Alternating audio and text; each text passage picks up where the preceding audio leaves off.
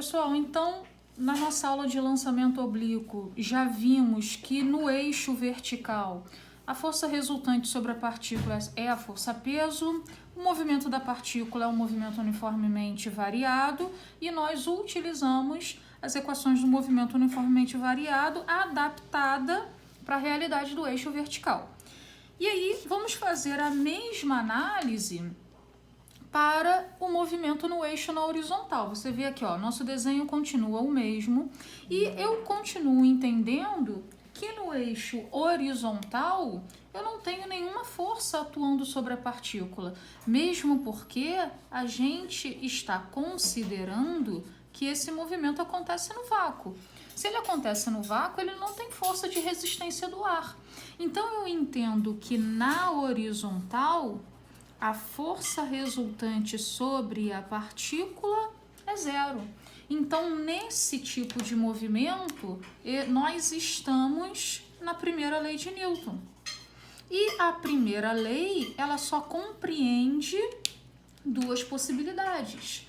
Ou a partícula está em equilíbrio estável, né? No caso, ela está em equilíbrio estático, ou essa partícula está em equilíbrio dinâmico.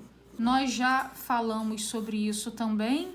Em equilíbrio dinâmico, essa partícula então está executando um MRU. Ela não está em equilíbrio estático, ela não está parada, então a nossa realidade é que ela está executando um MRU e executando um MRU, ela basicamente só vai ter uma equação que a representa, que é a equação da velocidade média, que é a qual? ΔS dividido por ΔT. Eu vou deixar esse ΔS aí, porque toda vez que falarmos ΔS, estamos nos referindo ao eixo horizontal, e toda vez que falarmos ΔH ou apenas H, estamos nos referindo ao eixo vertical. Vou voltar aqui nas nossas equações.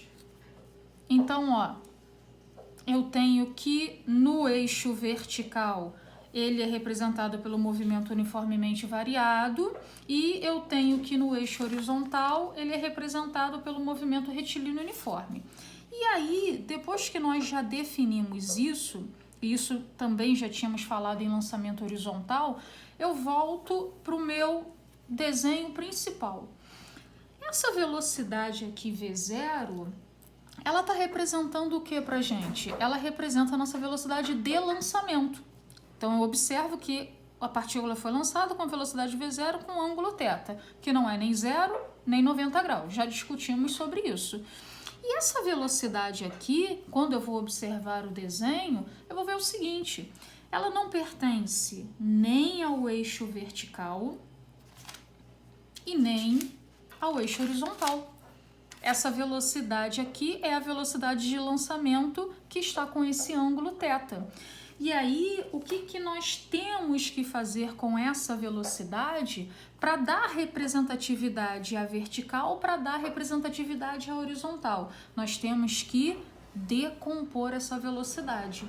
Eu entendo, nós já discutimos isso, essa partícula se desloca tanto no eixo vertical, então eu vou colocá-la aqui no eixo vertical, quanto no eixo horizontal. Eu vou colocá-la aqui no eixo horizontal. E aí eu vou observar que a gente acaba formando um triângulo retângulo. Que velocidade é essa? Essa é especificamente a velocidade do eixo horizontal, então eu vou chamar já essa daqui de Vx. E que velocidade é essa daqui? Ela é especificamente a velocidade do eixo vertical. Não vou chamá-la de Vy, eu vou ter que chamá-la de V0y. Por quê? No eixo vertical, o movimento é uniformemente variado. Então, essa velocidade, ao longo da trajetória, ela vai sofrer alterações. Vamos fazer aqui um desenho novo? Então, vou representar aqui o nosso lançamento oblíquo. A partícula foi lançada com velocidade V0, e ela foi lançada com um certo ângulo θ em relação à horizontal. O que nós fizemos com essa velocidade? Nós fizemos a decomposição. Então, eu observo que aqui é a minha velocidade Vx e eu observo que aqui é a minha velocidade V0y. Para a gente formar, né, o nosso triângulo retângulo, eu vou projetar esse vetor para cá. Não tem problema nenhum em fazer isso. Então, eu projetei esse vetor para cá, para a gente fechar aqui o nosso triângulo retângulo, e nós vamos observar que Vx em relação ao ângulo θ faz papel de quê? Cateto adjacente, enquanto V0y em relação ao mesmo ângulo θ faz papel de cateto oposto. Enquanto a V0, a velocidade de lançamento, está fazendo papel de hipotenusa. E aí eu consigo as nossas relações trigonométricas. O que eu vou observar aqui? O que eu tenho de relação trigonométrica para o cateto adjacente? Eu tenho cosseno do ângulo. Cosseno do ângulo é o quê? Cateto adjacente dividido pela hipotenusa. Então, o cosseno do ângulo é, quem é o cateto adjacente? Vx. Quem é a hipotenusa? V0, que é a minha velocidade de lançamento. Então, na verdade, qual é a velocidade que pertence ao eixo horizontal? V0 vezes cosseno do ângulo. E vamos fazer a mesma análise para V0y. Mas V0y está fazendo o papel de quê? Cateto oposto. E qual é a nossa relação trigonométrica? Seno do ângulo é o cateto oposto dividido pela hipotenusa. Então, o seno do ângulo vai ser... Quem faz papel de cateto oposto? V0y. Quem faz papel de hipotenusa? V0, que é a velocidade de lançamento. Então, quem é V0y? É V0 vezes o seno do ângulo. Basicamente, essa é a minha única alteração quando eu vou analisar o movimento que acontece na vertical e quando eu vou analisar o movimento que acontece na horizontal. Então, vamos deixar bem claro aqui quem é essa velocidade. É Vy, ela pertence apenas ao eixo vertical. Quem é V0? É V0y, aqui é V0y, aqui é Vy e aqui é V0y. E qual é a nossa única alteração?